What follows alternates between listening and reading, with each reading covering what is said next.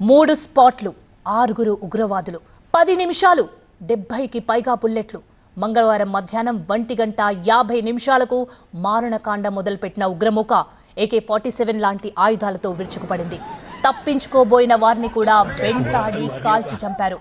Mobile signal సరిగ్గా దొరకని ప్రాంతంలో ఏం జరుగుతుందో పోలీసులకు తెలియడానికి 30 నిమిషాలు పట్టింది. వెంటనే అలర్ట్ అయి కూంబింగ్ మొదలు పెట్టాలన్నా సాధ్యం కాని పరిస్థితి. పెహల్గాం నుంచి బైసరన్కి చేరాలంటే గుర్రాలే దిక్కు, లేదంటే నడిచి వెళ్ళాలి. అంత క్లిష్టంగా ఉంటుంది ఆ మార్గం. ప్రత్యేకంగా రోడ్డంటూ ఏవీ ఉండదు. కొండల్లోంచి ఉన్న చిన్న కాలిబాట లాంటి మార్గంలోనే పైకి వెళ్ళాలి. అయితే ప్రస్తుతం అత్యవసర పరిస్థితి కావడంతో హెలికాప్టర్లు రంగంలోకి దించారు.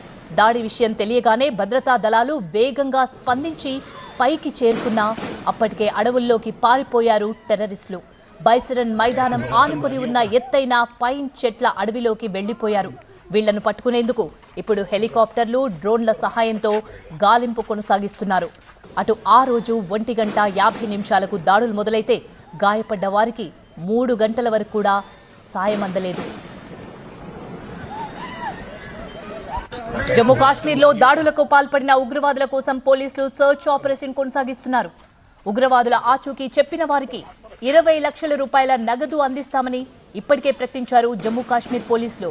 అదిల్ హుస్సేన్ ధోకర్, అలీభాయ్, హషీం మూసా పేర్లతో స్కెచ్లు కూడా విడుదల చేశారు. ఈ ఇద్దరిలో అలీభాయ్, హషీం మూసాలను పాకిస్తాన్ చెందిన వ్యక్తులుగా పోలీసులు ప్రకటించారు.